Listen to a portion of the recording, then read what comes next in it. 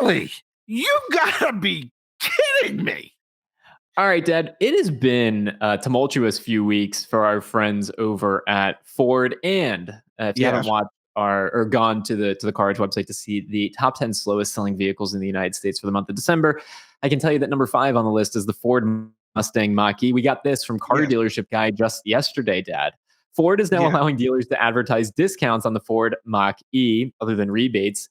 This should get interesting. So it only took that long, right? Like, it only took that long for Ford to go from it's one price, you can't discount, you can't negotiate, to now there's so many Mach-E's sitting around. We can discount them, we can negotiate. You and I looked at the data this morning. It is alarming what's going on at Ford.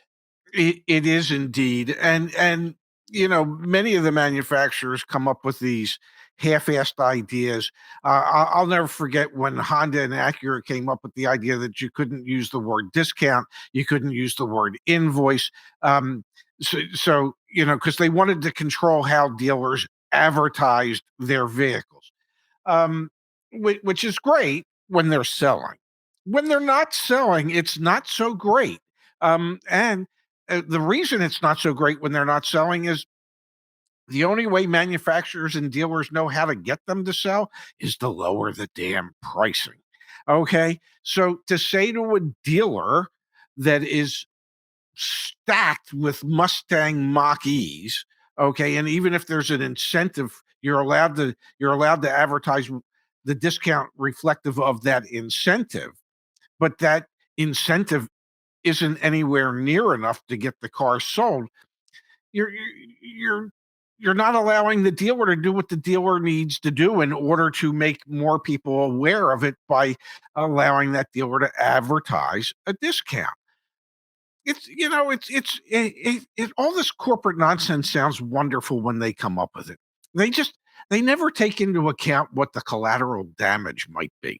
Definitely. And another thing impacting the Mustang Mach-E that's worth bringing up, and I'll share the data on the screen. Yes. There you go. You can see the top 5 slowest selling new cars in the United States right now. Ford Mustang Mach-E, 358 days supply, average transaction price of 57 grand, 24,430 of them actively for sale nationwide, yet 3,200 have sold in the last 45 days.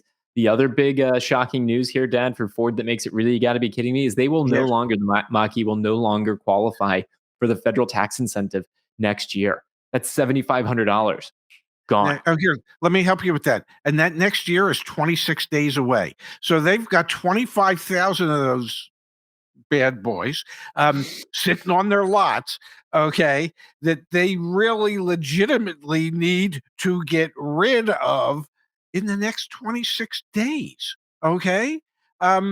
Because if they can't get rid of them in the next 26 days when they still qualify for a federal tax credit, what are they going to do when it no longer qualifies for that tax credit? Yeah, let's put on our economics hat. So I'm a customer, and Yeah. you tell me today the car's $7,500 less, or I could wait a couple of weeks and it's $7,500 more. What am I doing?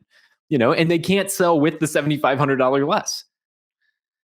I mean, if I'm Ford, Dad, I'm like, and if I'm a Ford dealer, I'm looking at Ford and I'm like, what are you doing to help me here? Like, You know, seriously, and like we talked to one of the dealers in the CarEdge network. He got 73 of them. yes, 73. Yeah, what's he doing? I you know, That's and 73 the times 50,000 and the because he's best got thing half a is million. the best thing is the factory rep usually comes in and looks at you as either the new car manager or the GM or the GSM, and they look at you and they point at you and they go, "What are you doing to move these?"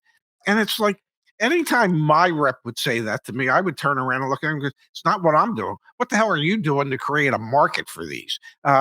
You know, I'll sell them if people want to buy them, but you've built them and nobody wants them. So what are you doing? So Yeah, what's that one Ford going dealer to in our network, has almost $4 million tied up in Mach-E's that are going to be $7,500 more expensive in 3.5 weeks. And now he's allowed, or she's allowed, to actually advertise discounts on him. Oh, wow, it is a time, man. It is truly a time to be a car dealer. The market has certainly changed. I want to pull up this comment that just came through from Mel saying, Yes. OMG, when I ask for an out the door price, they ask for my phone number to text me. I'm like, seriously. And this this is where I'm getting really proud about the work we're doing, gang. It's been nerve wracking for me to try and work with dealers. I'm Yeah. very sensitive to that. But you no longer have to ask for an out the door price. You just get it when it's buying through the CarEdge network. So that's why we'll continue to promote this. We can get rid of, hopefully over the next decade, you should never have to ask for an out the door price. There should just be a price, and it's from car, It, don't have to worry. you shouldn't have to provide other things in order for them to want to. Well, what's your phone number so I can text it to you? I don't know. It's a landline. It doesn't get text. You know. So just what's the number? Why is it? And I understand. I understand why dealers do that because their fear is that if they provide you with that number and they haven't provided you any other value at all, then you're just going to take that number and you're going to shop it with somebody else who might beat that number. And then they're going to go, oh my God, well, we lost a car sale. No, you never had that car sale to lose it because you don't know how to deal with people who have a modicum of intelligence.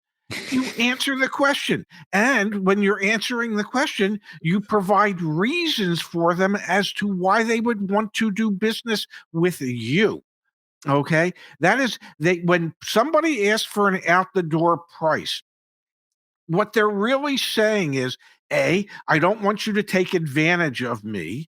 And B, can you give me reasons why I should pay what you're asking and why you should be the car dealer where I buy my car? But most salespeople are weak in the knees. And don't know how to handle that. Don't know how to just be honest and upfront with a customer and say, "Hey, here's some of the things we do that differentiate our dealership from these other dealerships out there." And if you don't share that information, then your out the door number shows no value to the customer. It's your own damn fault. All right, let me pull this up on the screen. So, from time to time, we share stories of dealers and automakers and everyone in between doing shady and bad things. Dad, we had this at the beginning of last week. Nissan, the OEM, Yes. sues an Illinois dealership for fraudulent warranty repairs. The lawsuit alleges the service department reaped millions with bogus warranty repairs and other schemes. It's almost like we need CarEdge, but for the service department as well. A suburban Chicago dealership service department had a quote pervasive culture of fraud and a Mm. quote pattern of false and or fraudulent warranty schemes that quote undermined consumer confidence in the brand, according to a $2.5 million lawsuit filed by Nissan. The automaker sued Woodfield Nissan in Hoffman Estates, Illinois, and its former service director, Roy Carr, for fraud, misrepresentation, unjust enrichment, and breach of contract. The November 17th complaint in Illinois federal court said the dealership conducted an array of schemes that led to massive multi-million-dollar fraudulent payments from 2016 through at least 2019. No bueno, man. This is bad. That is bad. I hope they saved all the bad warranty parts that they were supposed to save for their factory service rep, and sent them back or had the factory service rep inspect them like they're supposed to do.